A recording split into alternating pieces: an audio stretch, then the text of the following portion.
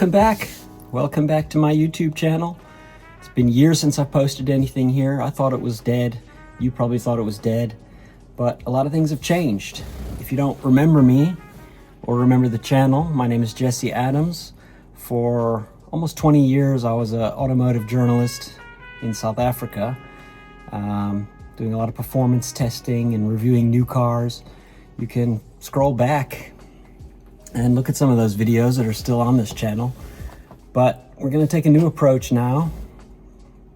I started an automotive detailing business a couple years ago in New York State, and that's going to be a lot of the content going forward here is going to be about detailing and maybe some mild restoration work, cosmetic restorations. I'm not a restoration shop. I won't pretend to be. That's a different skill set. But I'll post content when I feel it's appropriate, and I want to entertain you with interesting projects, and I hope that this particular project is an interesting one. This is my own personal vehicle. I'm going to tell you a little bit about it. I'm going to walk you around the outside and show you what the plans are for it. So my great uncle bought this bus brand new, I think in Rhode Island. This bus has been in my family since it was brand new. Built in 1962, sold in 1963. It's registered as a 63. I know it's valuable. I know it's desirable. It's a 23 window Samba. It's the real deal, not a replica, not a conversion. It's tired. You can see. I don't think this is original paint. Actually, this white part might be original. The blue, or turquoise, or turquoise, as VW calls it, I think has been painted years ago. You can see evidence, the original paint under here. And I just got it back after almost 2 years, where we had the roof repaired. We had some rust holes up here in the gutters. And the canvas top was not working. So we've got a completely new one that does work. I'll show you in another video one day. But more importantly, the floors. We got all new floors in here. This is a new panel, welded in. I found this out the hard way because the gas pedal, when you pushed on it, it was pushing through the floor. And I thought maybe they could just repair that section. And we probably could have, but we took it way too far and completely replaced all the floors. But as part of that repair work, the shop that had it painted halfway up the side of the bus. And I hate that. I want this patina look. I want this not original, but almost original paint back. So I'm gonna embark on a huge project, and I'm gonna attempt to wet sand this completely off. It's not supposed to be possible to do that. I was told I can't do that, but it's not going to stop me from trying.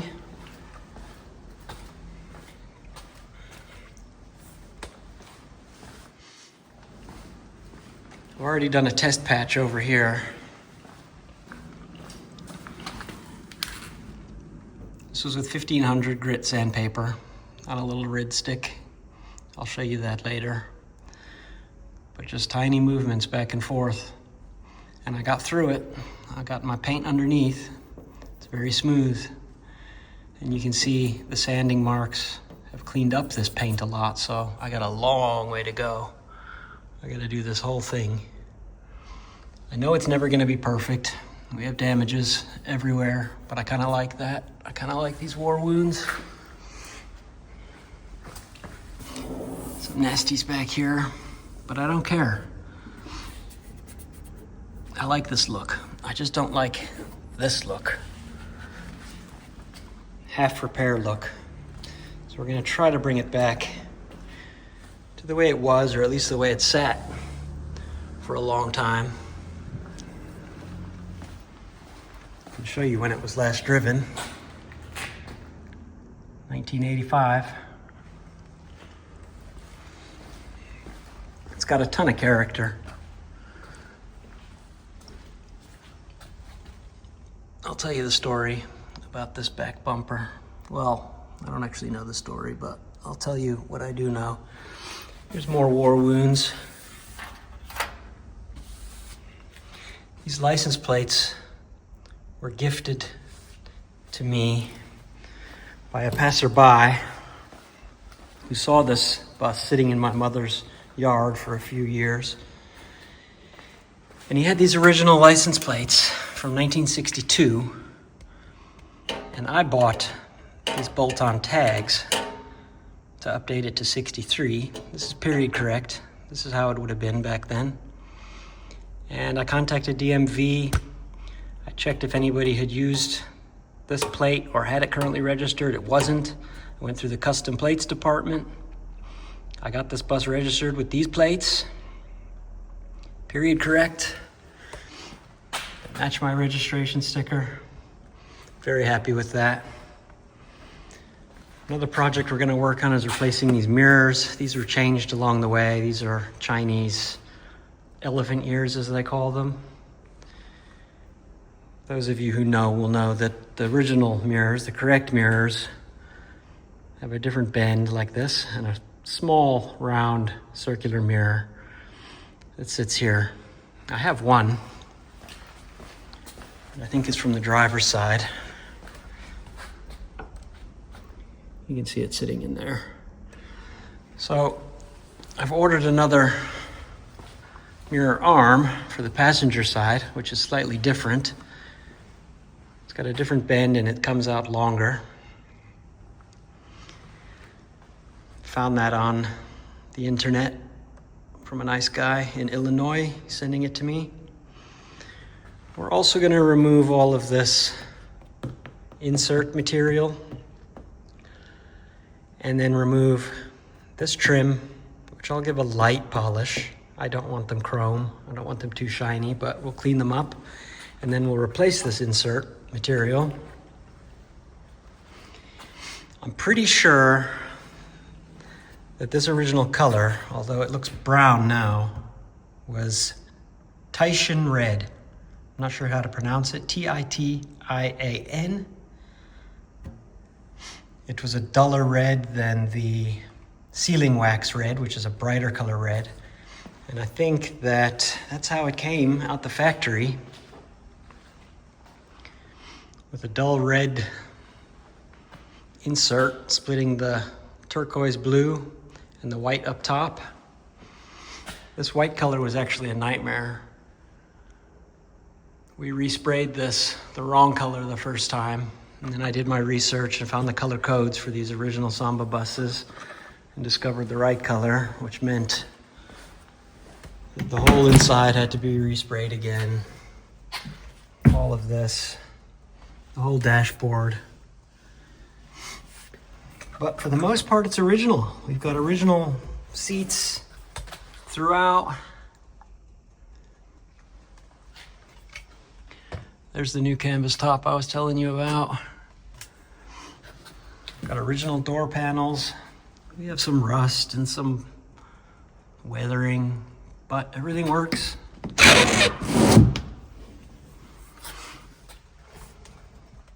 Everything's the way it's supposed to be.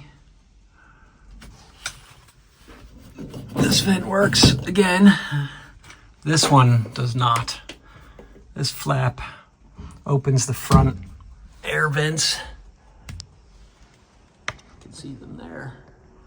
It lets fresh air in, but this rod that runs through here is rusted solid. And I think the repair shop just didn't want to take any chances with it, and they left it like that. One day I'll attack it or have someone else attack it and try to repair that properly.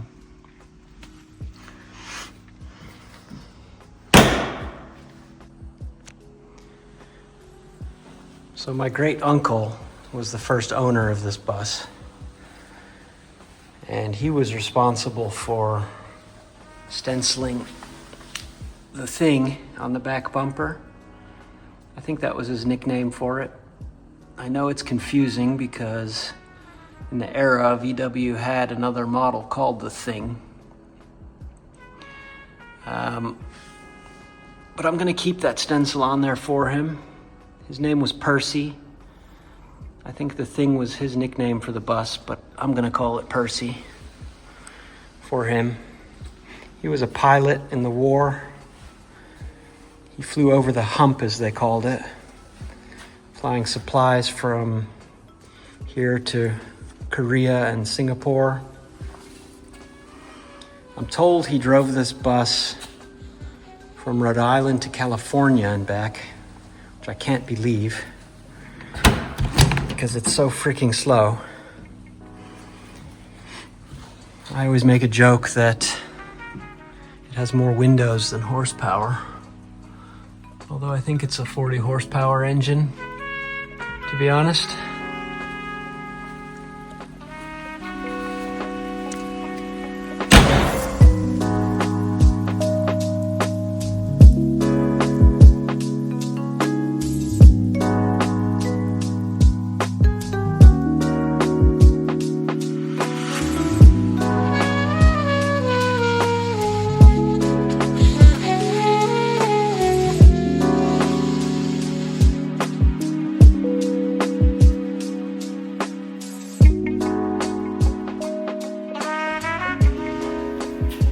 It's winter in New York, which means I can't work outside with our usual business, mobile detailing. We are moving into our own studio space and opening a detailing studio. This is a temporary storage facility, but it's heated. And I do have permission to work in here doing some light detail work. No pressure washing, obviously. But I hope this bus interests you. I know there's a huge community of Volkswagen, classic Volkswagen followers who might find this interesting. They've been very helpful to me learning about these, and I hope I can be helpful to someone else along the way. Stay tuned for more. Like I said, we're gonna start disassembling the front and cleaning it up. I'll start with the front as a proof of concept to see how the sanding goes and how the color comes back there. But that'll be the next video. Like and subscribe if you can. It'll help us, it'll motivate us, and we'll see you next time.